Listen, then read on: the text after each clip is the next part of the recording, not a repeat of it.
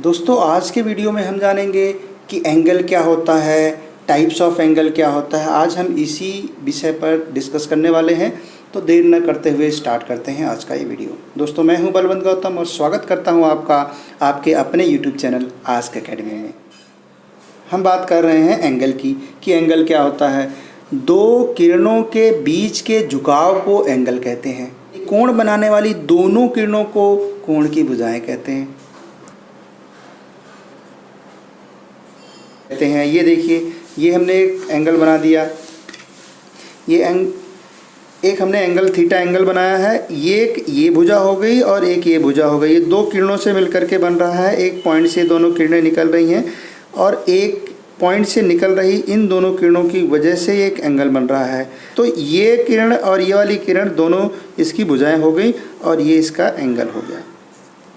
अब बात कर लेते हैं दोस्तों टाइप्स ऑफ एंगल की कि कितने टाइप्स के एंगल होते हैं।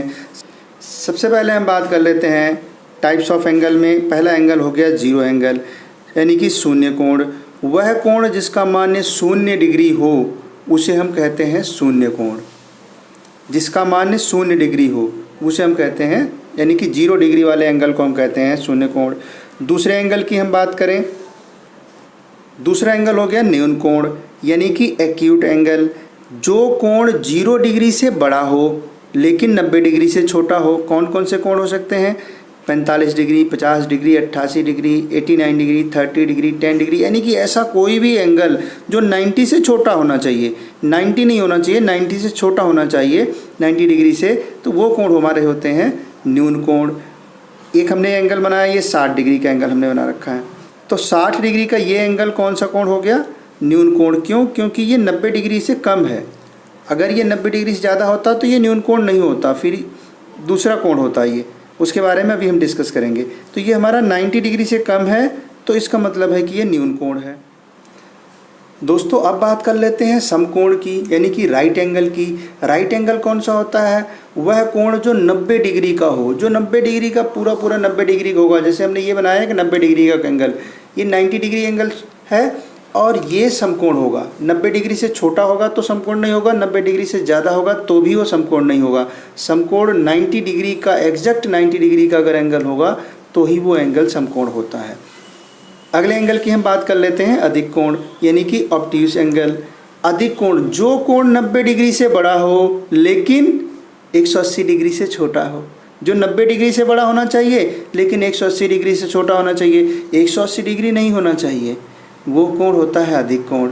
जैसे हमने यहाँ लिख लिया कुछ एंगल, हमने लिख लिया 95, 96, यानी 90 से बड़ा होना चाहिए। 91 भी होगा, 110, 160, 150, 120, इस तरह से कोई भी हम एंगल ले लें, वो हमारे सभी एंगल कौन से कहलाते हैं? अधिक कोण, ऑब्ट्यूस एंगल। ये हमने एक ड्रॉ कर दिया, मान लीजिए 130 डिग्री है, मैंने ड्रॉ किया है। 130 डिग्री का एंगल है, तो ये है कितना? 90 से तो बड़ा है लेकिन 180 से छोटा है। इसका मतलब ये ऑब्ट्यूस एंगल है, यानी कि अधिक कोण है। दोस्तों अब बात करते हैं अगले कोण की, जिसे हम अलग अलग नामों से जानते हैं। जिसे हम कहते हैं रिजु कोण। रिजु कोण के नाम से हम इसको जानते हैं। इसको हम सरल कोण के नाम से भी जानते हैं। इसको हम सरल कोण के नाम से भी जानते हैं, जिसे हम अंग्रेजी में कहते हैं straight angle. Straight angle. Straight angle कौन सा होता है? वह कोण जो 180 डिग्री का हो, 180 डिग्री का हो, उसे हम कहते हैं रिजु कोण, सरल कोण, या फिर हम उसे कह सकते हैं स्ट्रेट एंगल। ठीक है, 180 डिग्री का कैसे होता है उसको देखते हैं। 180 डिग्री जो होता है एक स्ट्रेट लाइन होती है। एक पॉइंट हमारा हो गया, ये जो एंगल हमारा बना ये होता है 180 डिग्री। 180 डिग्री का होता है।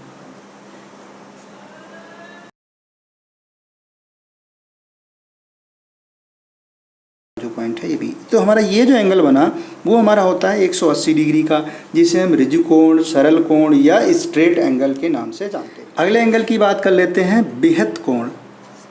बृहत कोण, जिसे हम कहते हैं रिफ्लेक्स एंगल। Reflex angle. अच्छा, बेहद कोण क्या होता है? वह कोण जो 180 डिग्री से बड़ा हो, यानी जो 180 डिग्री से बड़ा हो लेकिन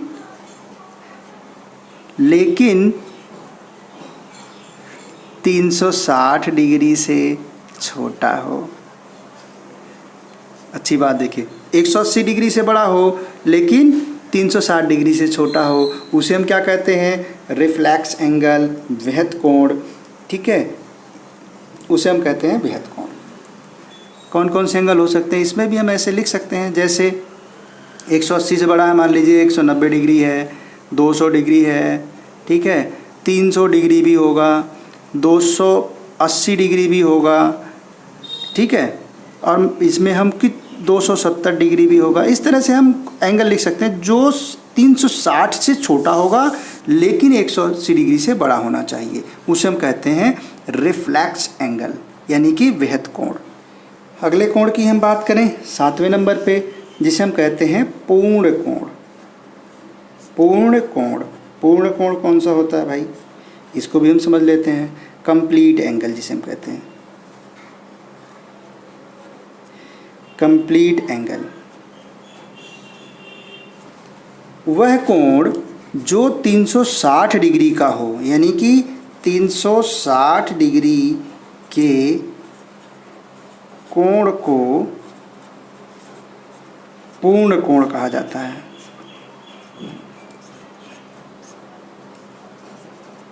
पूर्ण कोण कहते हैं।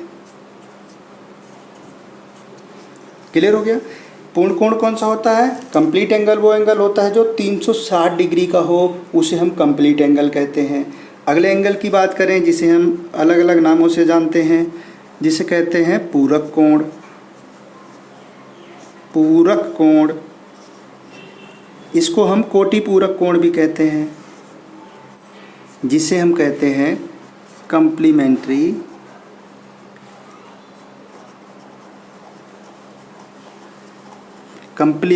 एंगल। कम्प्लीमेंट्री एंगल क्या होता है? यदि दो कोणों का योग 90 डिग्री हो तो उसे हम कहते हैं कम्प्लीमेंट्री एंगल। ये लिख लेते हैं इसको, ठीक। चलिए इसको हम डिफाइन कर लिए। यदि दो कोणों का योग 90 डिग्री हो तो उसे पूरक कोण कहते हैं। कौन से कोण हो सकते हैं? कोई भी दो कोण लिया जा सकता है। मान लीजिए आपने ले लिया 30 डिग्री और 60 डिग्री, आप इस एक ये हो गया। दूसरा हम एग्जांपल ले सकते हैं, मान लीजिए हमने ले लिया इसमें 40 डिग्री और 50 डिग्री। हम कुछ भी ले सकते हैं जो दो एंगल्स का टोटल, अगर दो एंगल्स का टोटल हमारा 90 डिग्री हो रहा है तो वो हमारे पूरक कोण कहलाते हैं। अगले कोण की बात करें हम, समपूरक कोण, सप्लीमेंट्री एंगल। सप्लीमेंट्री एंगल कौन से होते हैं? जैसे हमने पूरक कोण को समझा, कम्प्लीमेंट्री एंगल को समझा, उसी तरह से क्या होता है कि समपूरक कोण यानी सप्लीमेंट्री एंगल वे एंगल होते हैं यदि दो कोणों का योग 180 डिग्री हो। यदि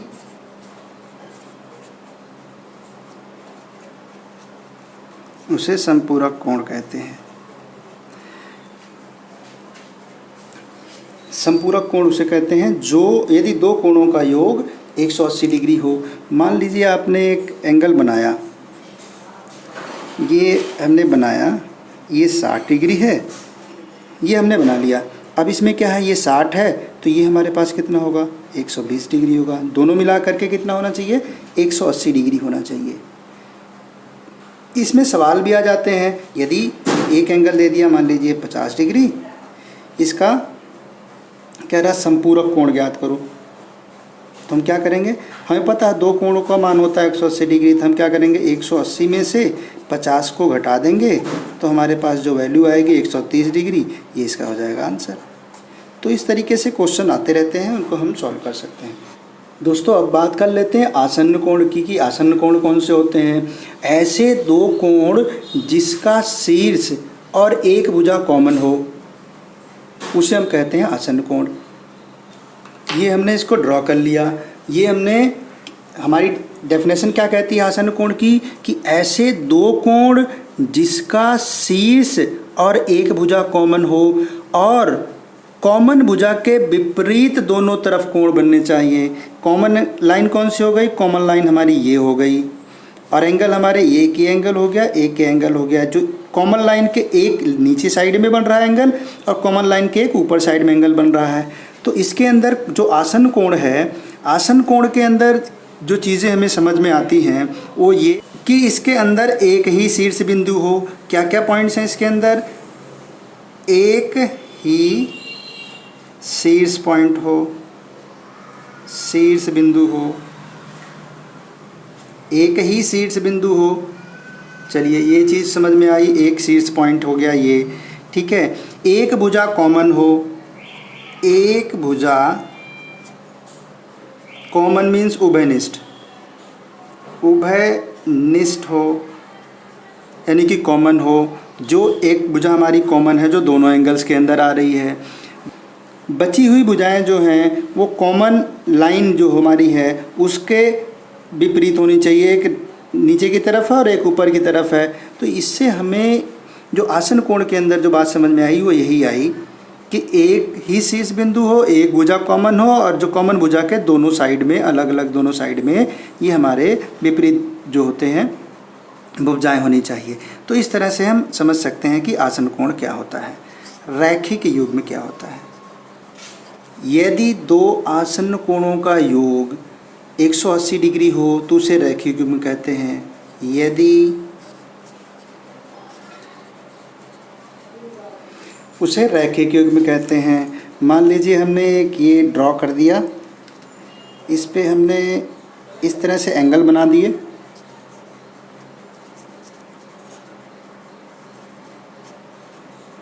और ये हमारी जो लाइन हमारी है मान लीजिए हमारी सी पॉइंट है, ठीक है। ये हमारे पास 70 डिग्री है और ये हमारे पास है 110 डिग्री।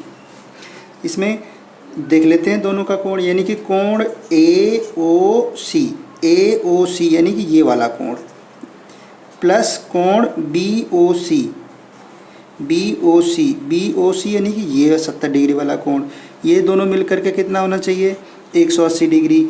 तो भाई ये देख लेते हैं, 110 डिग्री ये है और 70 डिग्री ये है, तो क्या है दोनों मिलकर के 180 डिग्री बनते हैं। यस बनते हैं, यानी कि 180 डिग्री ये बराबर 180 डिग्री, यानी कि सही है। यानी कि हमारा जो ये वाला कोण है, ये कोणों का जो युग्म है ये हमारा रैखिक युग्म है।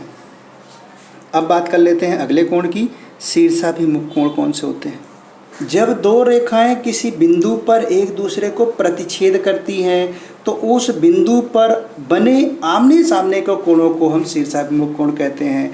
मान लीजिए कि हमने एक लाइन ड्रॉ कर दिया ये, ठीक है, और एक लाइन हमने ड्रॉ कर दिया ये लाइन हमारी मान लीजिए है A, ये हमारा है B, ये है C और ये लाइन हमारी हो गई D। ये O पॉइंट पर प्रतिच्छेद कर रही हैं, एक दूसरे को काट कहाँ रही हैं, ये O पॉइंट पर काट रही हैं। तो आमने सामने के कोण कौन कौन से बन गए, यहाँ पर आमने सामने कोण, एक इसके सामने ये कोण बन रहा है, तो जितने डिग्री का ये कोण होगा उतने डिग्री का ये कोण होगा। अगला कोण कौन सा बनेगा, अगला ये देखिए, ये भी तो इसके सामने बन रहा है, तो ये जितने डिग्री का होगा उतनी डिग्री का ये कोण भी होगा। तो हम ये कह सकते हैं कि एंगल AOC, AOC यानी कि ये वाला एंगल इक्वल होगा एंगल BOD के बराबर, एंगल BOD के बराबर होगा। और एंगल BOC या COB, हम इसे कह सकते हैं एंगल COB बराबर, यानी कि COB बराबर AOD के होगा, यानी कि ये वाला एंगल सामने वाले एंगल के बराबर होगा, एंगल AOD के बराबर होगा। तो शीर्षाभिमुख कोण में जब दो लाइनें एक दूसरे को क्रॉस करती हैं किसी पर्टिकुलर पॉइंट पर, तो उस पॉइंट पे जो आमने सामने के कोण बनते हैं वो हमेशा बराबर होते हैं। इसमें कई बार क्वेश्चन आता है कि एक एंगल दे देगा तो पूछा जाएगा कि दूसरा एंगल बताइए, तो हम देख करके हमें पता होगा कि अगर ये शीर्षाभिमुख कोण है तो हम उसका तुरंत आंसर दे सकते हैं। दोस्तों अब बात कर लेते हैं हम संगत कोण की। संगत कोण कौन से होते हैं? जब दो समांतर रेखाओं को एक तिर्यक रेखा काटती है तो संगत कोण बनते हैं। संगत कोण के साथ साथ और भी कोण बनते हैं, देखते हैं कैसे। देखिए एक चीज़ हमें पता है कि जब दो समांतर रेखाओं को कोई तिर्यक रेखा काटती है तो 8 एंगल बनते हैं, 8 कोण बनते हैं, और 8 कोणों की अपनी एक अलग ही खासियत है। तो क्या क्या खासियत है उसको हम समझ लेते हैं। पहले हम एक ड्रॉ कर लेते हैं लाइन। मान लीजिए हमने एक ये लाइन ड्रॉ कर दिया और एक हमने ये लाइन ड्रॉ कर दिया, और इनको एक सीधी तिर्यक रेखा ये काट रही है, ठीक है। इनको हम नाम दे देते हैं। इसको हमने M दे दिया, इसको हमने L दे दिया, और इसको हमने N दे दिया। ये तिर्यक रेखा है, इधर ड्रॉ हो रही है, ठीक है। इनको हम आगे आगे एक्सटेंड कर देते हैं, नो इशू, ठीक है।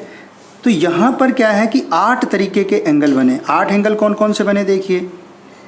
एक एंगल ये बना, दूसरा एंगल ये बना, तीसरा एंगल ये बना, और चौथा एंगल ये बना।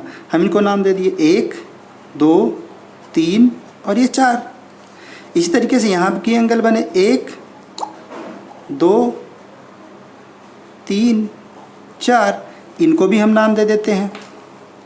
इनको हम आगे नाम दे देते हैं। इसको हम कर देते हैं 5, 6, 7 और ये 8। ये हमारे पास एंगल बन गए।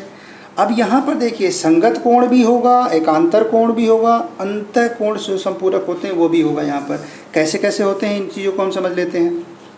देखिए यहाँ पर पहले हम देख लेते हैं कि संगत कोण कौन से हैं। एक ही स्थिति में जो कोण होंगे, एक ही कंडीशन में जो कोण होंगे, उन्हें हम क्या कहते हैं? संगत कोण कहते हैं। कैसे? यहाँ पर जो संगत कोण की हम बात कर रहे हैं अभी, कि संगत कोण कौन से होते हैं। संगत कोण, एक ही स्थिति वाले कोणों को हम संगत कोण कहते हैं। यहाँ पर जो कोण है, कोण 1 और कोण 5, यानी कि एंगल 1 और एंगल 5, ये दोनों बराबर होंगे। ये वाला कोण इस कोण के बराबर होगा, क्योंकि लाइन सीधी जा रही है, ये भी सीधी लाइन, ये भी सीधी लाइन, एक तिरछी जो लाइन है, तिर्यक रेखा है, वो इसको क्रॉस कर रही है। तो यहाँ जो एंगल बनेगा उतने डिग्री का एंगल यहाँ बनेगा, ठीक। इस तरह एंगल जो यहाँ बनेगा, यानी कि 2 वाला एंगल जो बनेगा वो एंगल 6 बनेगा। एंगल 2 जो होगा वो एंगल 6 के बराबर होगा। इस तरह एंगल 3 जो बनेगा वो एंगल 7 के बराबर होगा, एंगल 7 के बराबर होगा।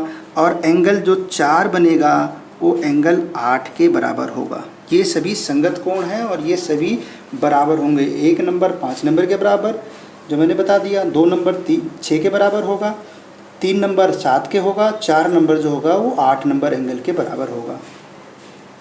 इसमें एकांतर कोण भी बनेंगे। एकांतर कोण कौन से होते हैं देख लेते हैं। एकांतर कोण, एकांतर कोण सीधी सीधी सी बात है। इसको हम एक तरीके से ऐसे भी समझ सकते हैं। पहले हम देख लेते हैं कौन कौन से कोण है। जिसमें एकांतर कोण जो होगा वो होगा एंगल 3 जो होगा वो एंगल 5 के बराबर होगा।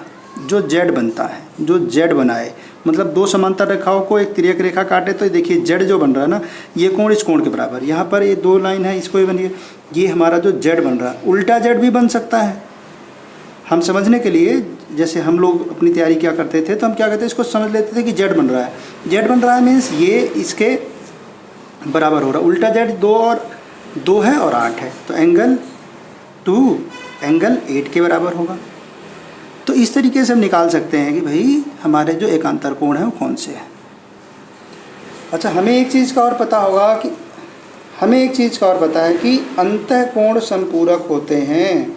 जो अंतः कोण है वो संपूरक होते हैं। अंतः कोण कौन सा है? 3 नंबर और 8 नंबर। अंतः कोण कौन सा है देखिए,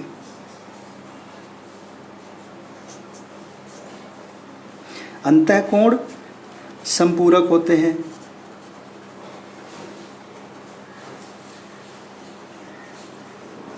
अंतः कोण संपूरक होते हैं, यानी कि अंतः कोण है कौन कौन से? एंगल 3 और एंगल 8 ये हमारे हैं। अगर इन दोनों कोणों को जोड़ दिया जाए तो ये 180 डिग्री बनाते हैं। इसी तरीके से एंगल 2 और एंगल 5 को भी अगर हम जोड़ देंगे तो ये भी हमें 180 डिग्री बनाएंगे। यानी कि ये बात समझ में आ गई कि एंगल 3 और एंगल 8 जो है वो कौन से कोण है, अंतः कोण है। एंगल 2 और एंगल 5 कौन से हैं, ये भी अंतः कोण है। और इन दोनों का टोटल क्या होगा, 180 डिग्री होगा। कैसे, देख लीजिए, एंगल 3 और एंगल 8।